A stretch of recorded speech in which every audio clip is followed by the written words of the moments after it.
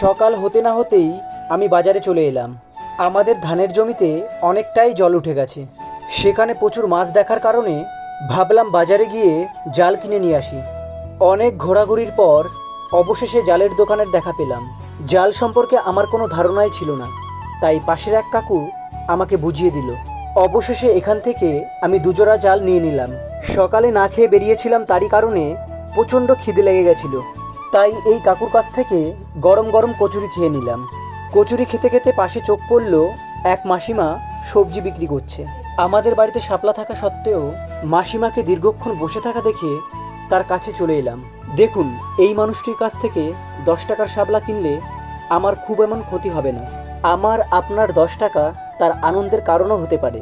আমাদের সকলের উচিত মানবতাটা বজিয়ে রাখার, তাহলেই সমাজ অনেক সুন্দর হয়ে উঠবে।